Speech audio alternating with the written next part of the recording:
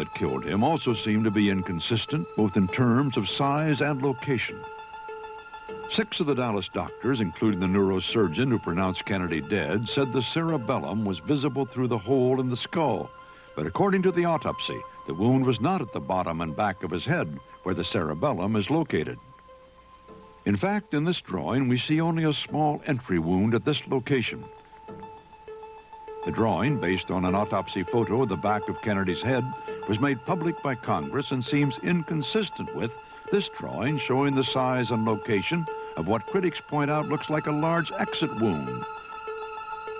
The drawing was approved by Dr. McClellan, one of the attending physicians in Dallas.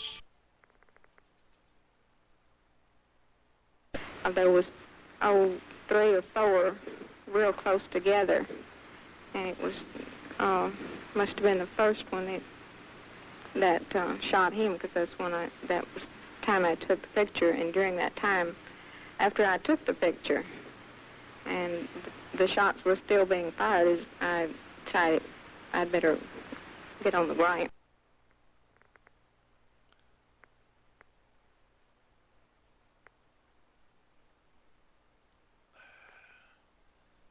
Here's another extreme close-up of that image done by Gary Mack and Jack White.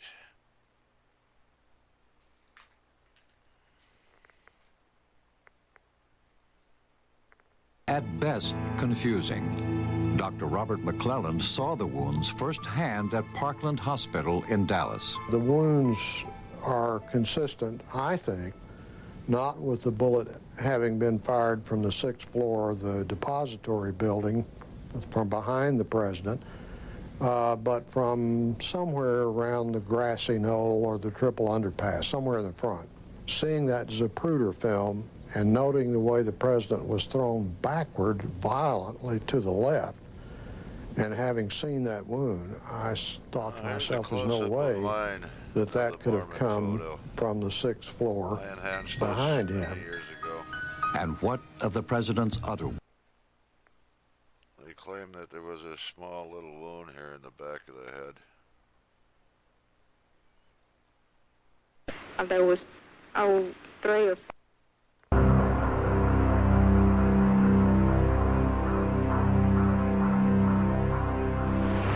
I had been panning shots through here so that I could get whatever was going to come down the street. And I saw that it was the President of the United States. And as I was... Now, Gordon Arnold, here's his story here. He claimed he was on leave, and he went to the parade to watch the President. He claims he was standing on the sidewalk between the fence and the wall, the grassy wall, with his camera filming the motorcade. He heard gunshots, reports, and he hit the dirt. Now also in the Jack White, Gary Mack close-ups of the Mormon photo. This is what they claim is Arnold here to back up his story.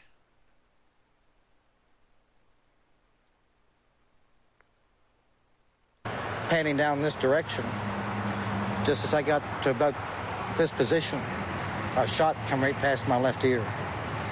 And that meant it would have had to come from this direction.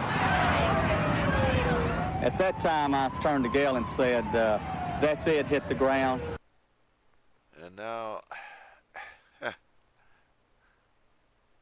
I've also found an image on that, on some of the photos of the grassy knoll. Also, Senator Yarborough was driving with Vice President Johnson in the motorcade, and as their car, there were 2 cars back, as they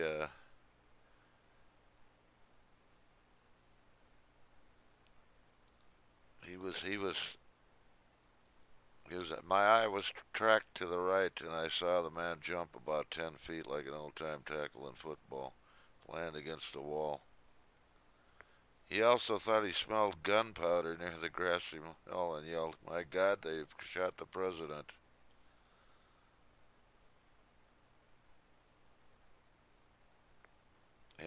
And Arnold says he hit the dirt. Now here's a close-up I've found.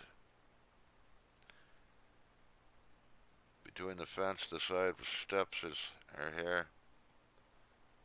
And this is the image I found. And it looks to me like Gordon Arnold hit the dust.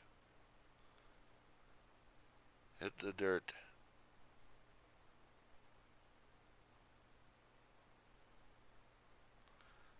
And if what he says is true, and that's him there, or the other image.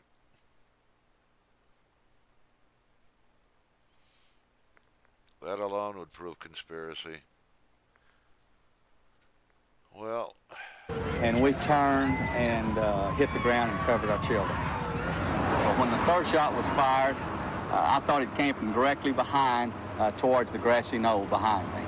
I based that primarily on the third shot from what I saw of the side of the president's head coming off and from the sound of the rifle, the report of the rifle. I will always believe that the man that shot President Kennedy was standing somewhere in the picket fence area, and no one will ever convince me any differently. It doesn't make sense to be hit from the rear and still have your face intact. Well, I am very dead certain at least one shot, including the one that took the president's skull off, had to come from the right front. And I'll stand by that to my death. Over my mother's grave. I viewed the autopsy pictures. They had the frontal part of the cerebrum here and the skull out. So when the picture was taken, you think they pulled the skin back up over this wound? That's the only thing I can postulate, because the back of his head was gone. This was a huge hole. It was on the right. It was 9 to 10 centimeters across, and you could look right into the brain. Crenshaw. Large hole is at the front of the head. See something else. This is just almost a personal question. Are you pretty comfortable today with the notion that someone was firing at President Kennedy somewhere from the front? Yes. Are you equally comfortable, or are you not comfortable with the notion that there is forgery of some sort in the official documents of this? I feel there probably is. I certainly could not be, held down to saying exactly how that is, or even approximately how it is, perhaps. But I feel that there has been some kind of attempt to cover up what was going on.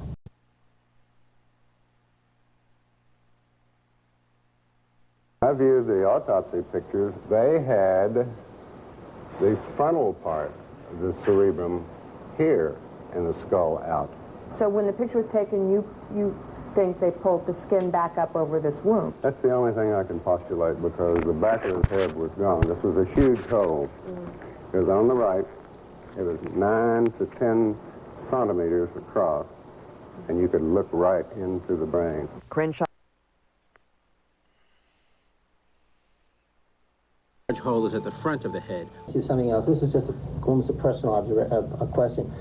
Are you pretty comfortable today with the notion that someone was firing at President Kennedy somewhere from the front? Yes. Are you equally comfortable, or are you not comfortable with the notion that there is forgery of some sort in the official documents of this? I feel there probably is. I certainly could not be, held down to saying exactly how that is, or even approximately how it is, perhaps. But I feel that there has been some kind of attempt to cover up what was going on. The witness saw. Was there corroboration for a shot from the front? Dallas clothing manufacturer Abraham Zapruder filmed the motorcade as it drove down Elm Street. It was about halfway down there, I heard a shot. And he slumped to the side like this. Then I heard another shot or two. I couldn't say what it was, one or two. And I saw his head practically open up, all blood and everything. And I kept on shooting. 2 days years after the assassination, Life magazine bought the infamous Zapruder film. Its moving images were not shown to the American public for 12 years. The most obvious thing you extract from the film is that the head moves backward, and that suggests a shot from the right front. It is unknown exactly what the film suggested to the members of the Warren Commission, since their report failed to even mention Kennedy's violent reaction to the headshot. That's right, folks. The Warren Commission never even mentioned the headshot. Think about that. It was the Zapruder film that caused the second major investigation because of the Zapruder film. Because of that headshot. And the Warren Commission never even commented on it. Just pathetic. And Abraham Zapruder, that's what he told the Warren Commission. He saw the president hit on the right side of the head.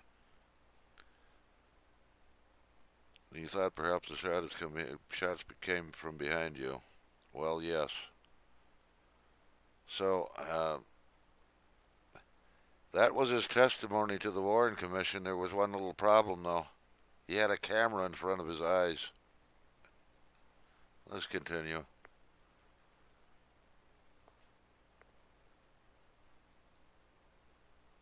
Let me show you, to my best recollection, what the wound looked like to me that day in Trauma Room 1.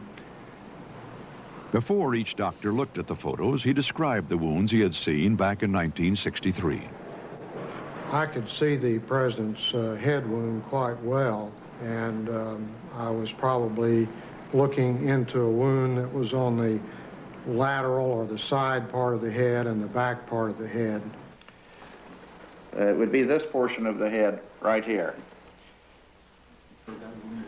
As I remember, it's like this, that there was a big wound, big deficit in his skull and the temporal parietal area.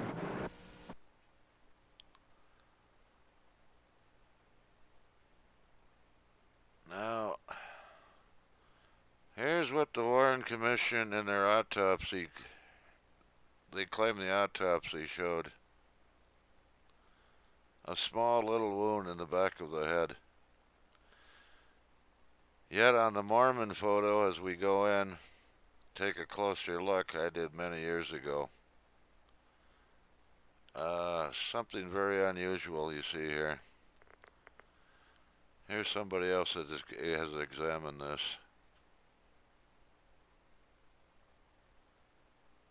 Inconsistencies within, and the pristine Mary Moorman photograph allowed me to go in and actually measure the wound optically without image processing.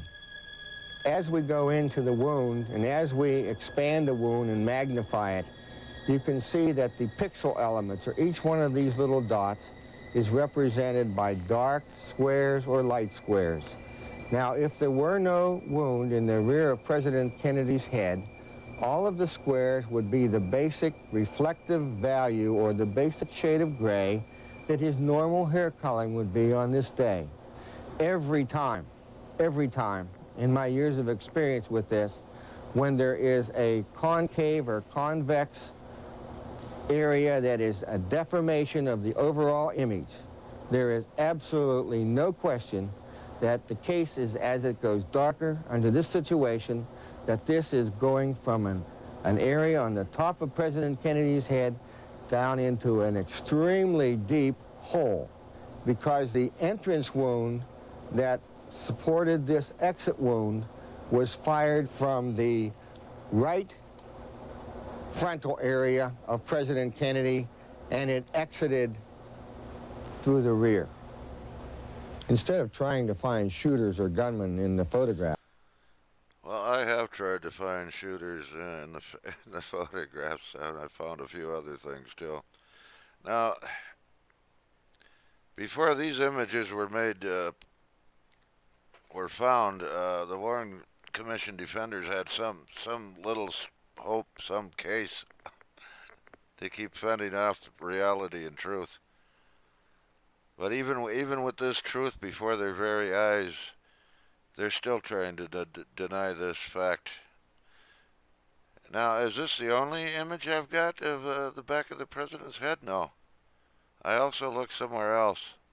Thanks to Robert Grodin's enhancements of the Zapruder film, they were zoomed in some. I've zoomed in either further, and this is what I see.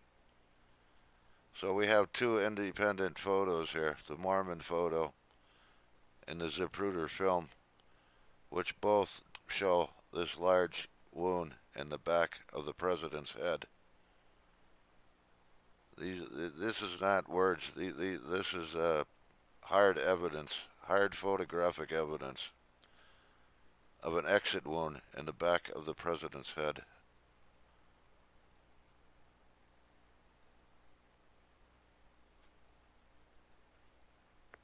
How they can deny that? They could deny anything. Large hole is at the front of the head. See something else. This is just almost a personal a question. Are you pretty comfortable today with the notion that someone was firing at President Kennedy somewhere from the front? Yes. Are you equally comfortable, or are you not comfortable with the notion that there is forgery of some sort in the official documents of this? I feel there probably is. I certainly could not be, held down to saying exactly how that is, or even approximately how it is, perhaps. But I feel that there has been some kind of attempt to cover up what was going on.